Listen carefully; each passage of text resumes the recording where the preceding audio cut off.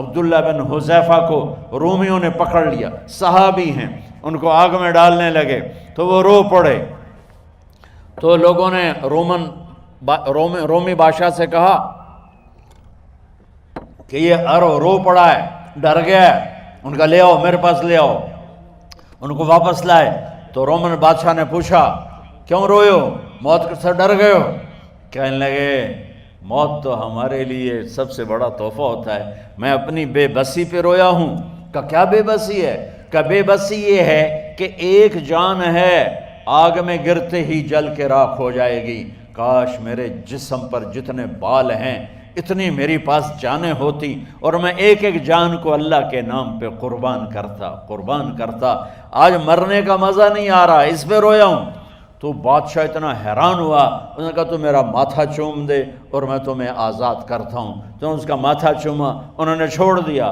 2000 سال پیچھے چلے جائیں، فرعون دنیا کا واحد انسان ہے جس نے کہا انا ربکم الاعلی، میں سب سے بڑا رب ہوں، اور اپنے آپ کے رب ہونے کا دعویٰ انسانوں میں صرف فرعون کا ہے۔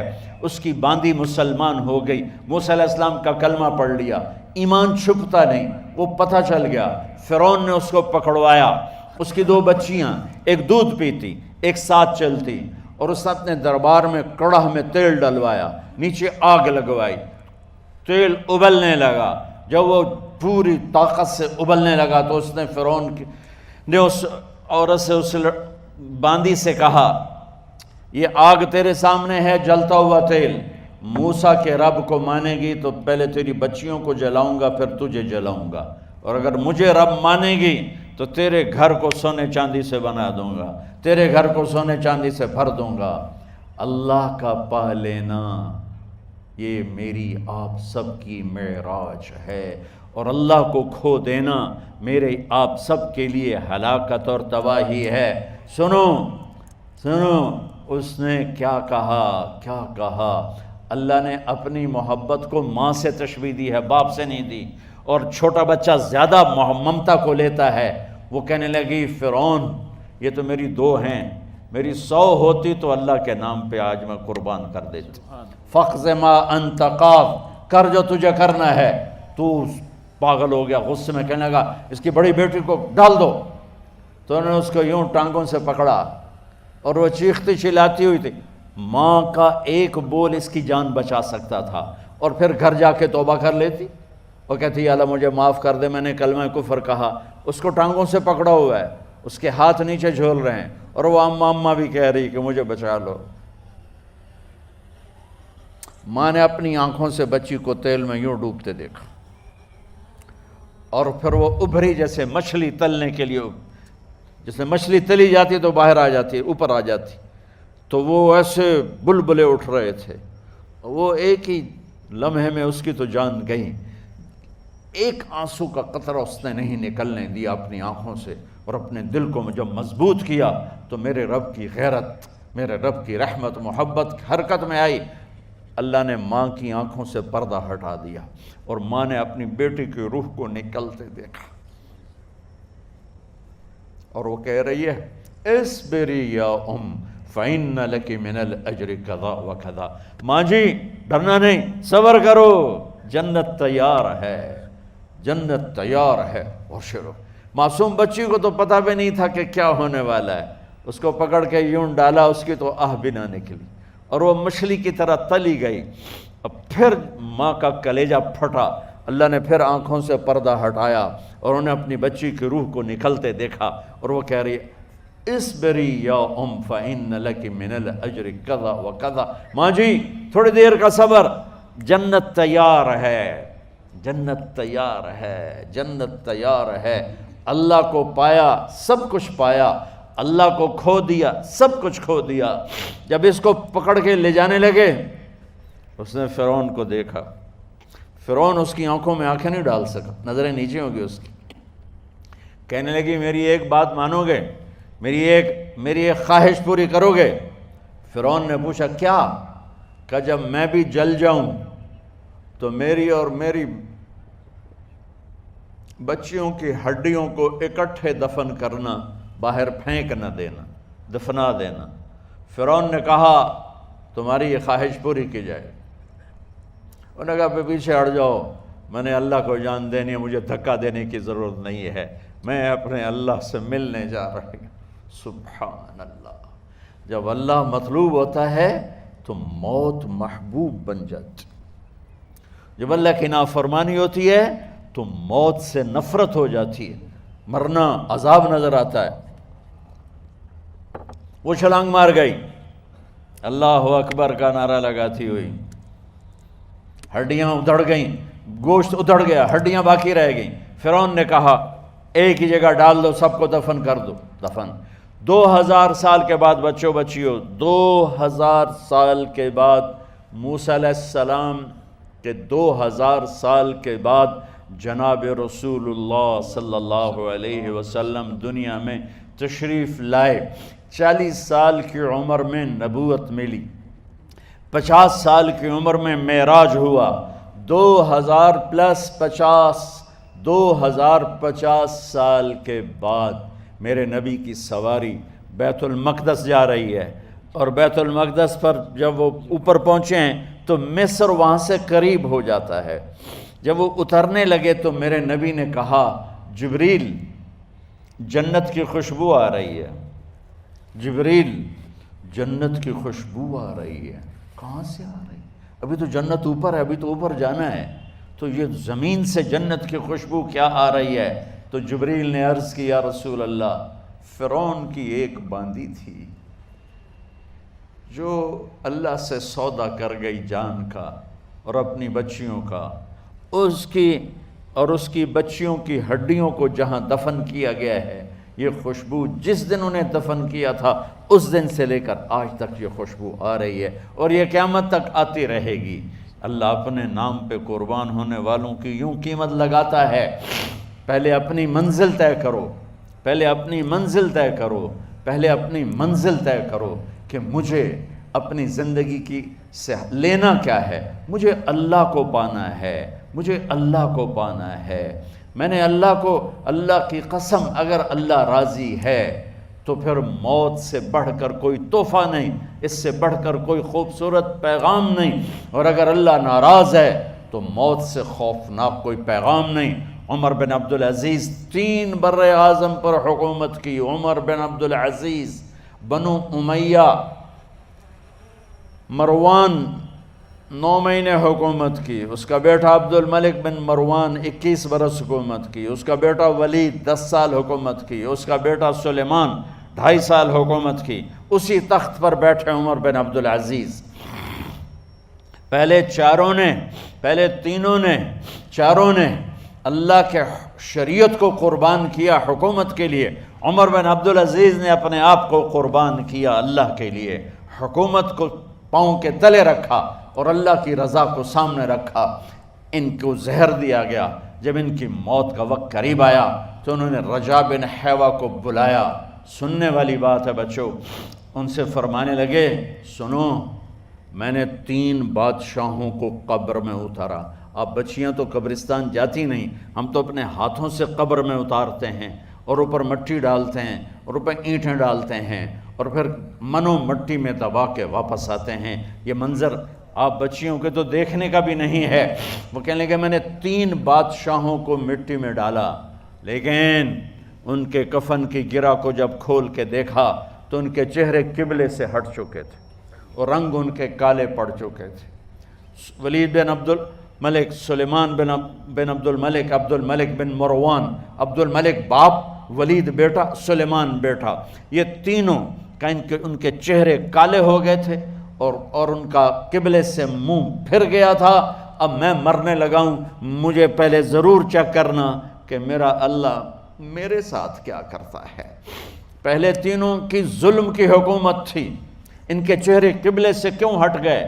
آپ کو عجب بات بتاؤں، ولید بن عبد الملک روزانہ تہجد میں کھڑے ہو کے 10 سپارے پڑھتا تھا، 10 سپاروں کی تلاوت تہجد میں کرتا تھا کھڑے ہو کے، اور قبلے سے چہرہ ہٹ گیا۔ سلیمان بن عبد الملک تہجد گزار، چہرہ قبلے سے ہٹ گیا، ظلم کیا، خون کو پانی بنا دیا، حکومت پر شریعت کو قربان کیا، رشتے ناتوں کو قربان کیا، اللہ نے قبلے سے چہرے، نمازیں منہ پہ مار دی، روزے منہ پہ مار دیے، حج زکاتیں منہ پہ مار دی، تہجد ان کے منہ پہ مار دی، اور ان کے چہروں کو قبلے سے ہٹا دیا اور رنگ کالے کر دیے۔ عمر بن عبدالعزیز نے اسی سلطنت کو عدل سے بھر دیا، اسی سلطنت کو عدل سے بھر دیا۔ کیسی سلطنت کی؟ جب گورنر تھے تو 60 اونٹوں پہ سامان چلتا تھا، جب امیر المومنین بنے تو بچے کہنے لگے ماں سے، بچے بچیاں 12 تھے، ماں سے کہنے لگے کہ عید کا موقع آ رہا ہے، ابا سے کہو ہمیں نئے کپڑے تو لے کر دیں۔ ان کی ماں کا نام ہے فاطمہ، بچوں کی ماں کا نام فاطمہ بنت عبد الملک۔ یہ دنیاوی سٹیٹس میں سب سے بڑی خاتون گزری ہے، آج تک اس کے لیول کی کوئی عورت نہیں آئی۔ دادا بادشاہ، باپ بادشاہ، 4 بھائی بادشاہ، 6 خامند بادشاہ، 7 نسبتوں سے یہ عورت شہزادی رہی ہے۔ حضرت عمر گھر آئے، بیگم نے کہا بچے کپڑے مانگ رہے ہیں۔ حضرت عمر کہنے لگے میرے پاس تو پیسے نہیں ہیں، تنخواہ میں تو مشکل سے روٹی پوری ہوتی ہے، کہاں سے لے کر دوں؟ تو تھوڑی دیر خاموش رہیں بیگم، پھر کہنے لگی آپ ایسا کریں اگلے مہینے کی سیلری ایڈوانس لے لیں، اس سے میں کپڑے لے لیتی ہوں اور روٹی کا خرچہ میں مزدوری کر کے گھر بیٹھے مزدوری کر کے چلا لوں گی، آپ 1 مہینے کی تنخواہ ایڈوانس لے لیں۔ حضرت عمر بن عبدالعزیز واحد خلیفہ ہیں جن کے دور میں 3 بر اعظم میں زکوٰۃ لینے والا باقی نہیں بچا تھا۔ یہاں لاہور بھی ان کی حکومت کے نیچے تھا، جنوبی اسپین فرانس ان کے حکومت کے نیچے تھا، کاشغر تک ان کے حکومت کے نیچے تھا، استنبول کے دروازوں تک ان کی حکومت تھی۔ 3 بر اعظم میں ایک آدمی زکوٰۃ لینے والا نہ بچا، اور اپنا حال یہ ہے کہ بیگم سے کہہ رہے ہیں پیسے کوئی نہیں، کپڑے کہاں سے لے کر دوں؟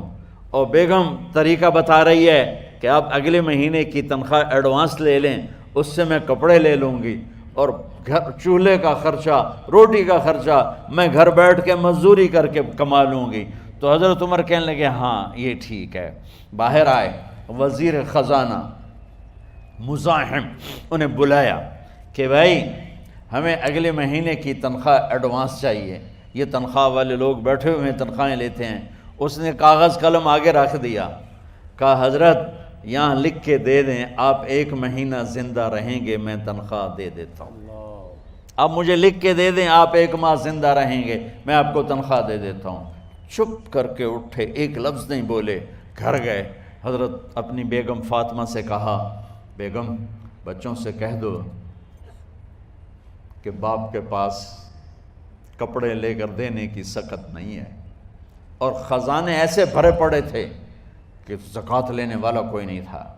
عید کی نماز ہوئی، نماز کے بعد جب ساری فیملی ملنے آئی اور بچے بھی ملنے آئے تو ان کو دیکھ کر ان کی آنکھوں میں آنسو آ گئے۔ کہنے لگے بچوں آج تمہیں دکھ تو ہوگا اپنے باپ پر کہ ایک جوڑا کپڑا بھی لے کر نہ دیا عید کا۔ تو ان کے ایک بیٹے نے کہا ابا جان آج ہم بڑے خوش ہیں، ہمارا سر اونچا ہے کہ ہمارے باپ نے مسلمانوں کے مال پہ ڈاکہ نہیں ڈالا، ہمیں قربانی کا بکرا بنایا، لیکن مسلمانوں کے مال میں خیانت نہیں کی۔ یہ ان کا طرز حکومت تھا، اس طرح انہوں نے حکومت کی۔ گھر میں تشریف لائے تو بیٹیوں سے بات کی تو انہوں نے منہ پہ ایسے دوپٹہ رکھا ہوا، منہ پہ دوپٹہ رکھ کے بات کریں تو فرمانے لگے کپڑا تو ہٹاؤ، دوپٹہ کیوں رکھا ہوا ہے؟ تو گھر کی خادمہ زور زور سے رونے لگی، کہنے لگی امیر المومنین آج آپ کی بیٹیوں نے کچا پیاز توڑ کے روٹی کھائی ہے تو وہ اس کی بو ہے منہ میں، آپ کو بو سے نفرت ہے اس لیے منہ پہ کپڑا رکھ لیا ہے۔ تو حضرت عمر اتنا روئے کہ ان کی داڑھی تر ہو گئی۔ کہنے لگے آخر میں جب تھوڑا آسرے میں آئے کہا میری بیٹیوں تمہارا باپ تمہیں بڑے اچھے کھانے کھلا سکتا ہے لیکن میں جہنم کو برداشت نہیں کر سکتا، میں جہنم کی آگ برداشت نہیں کر سکتا۔ اب مرنے کا وقت آ گیا۔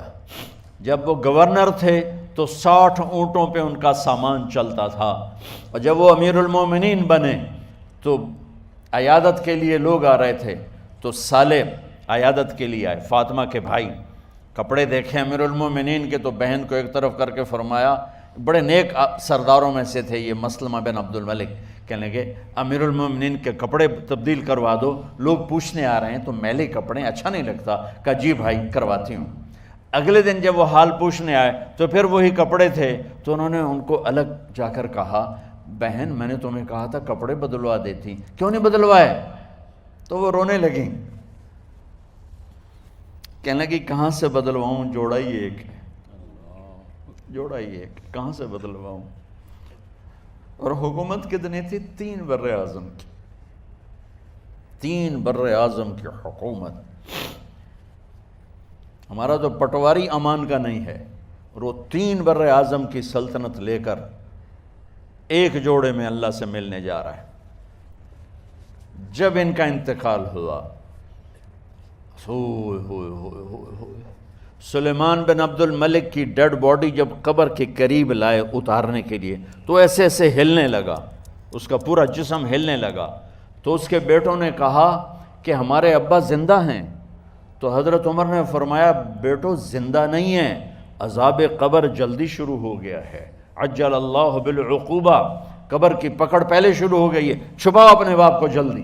جب عمر بن عبدالعزیز کی ڈیڈ باڈی قبر کے قریب کی گئی اور ان کا بھائی اتارو، بھائی وہ باتیں شروع ہو جاتی ہیں، رومال ڈالو، چادر پکڑو، ادھر سے پکڑو، تو ایک دم ایسے ایک پرچہ ہوا میں اڑتا ہوا سب نے دیکھا، وہ آتے آتے آتے آتے آتے آتے یوں آ کے حضرت عمر کے سینے پر گر گیا۔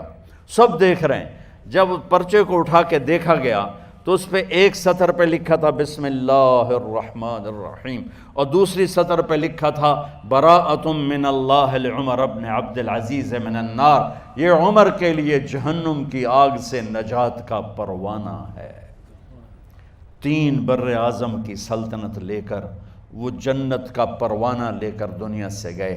جب ان کو قبر میں اتارا گیا تو انہوں نے رجا بن حیوہ سے فرمایا تھا 3 بادشاہوں کے چہرے دیکھے قبلے سے پھر گئے، رنگ کالے پڑ گئے، مجھے تم نے دیکھنا ہے کہ کیا ہوتا ہے؟ تو رجا فرماتے ہیں جب میں قبر میں اترا اور ان کے کفن کی گرہ کو کھول کے دیکھا تو چہرہ قبلے کی طرف فکس تھا، اور مجھے یوں لگا جیسے 14ویں رات کا چاند قبر میں اتر آیا ہو۔ میرے عزیزو، طلبہ و طالبات، اللہ کو اپنی منزل بناؤ، اللہ کو اپنی منزل بناؤ، اللہ کو اپنی منزل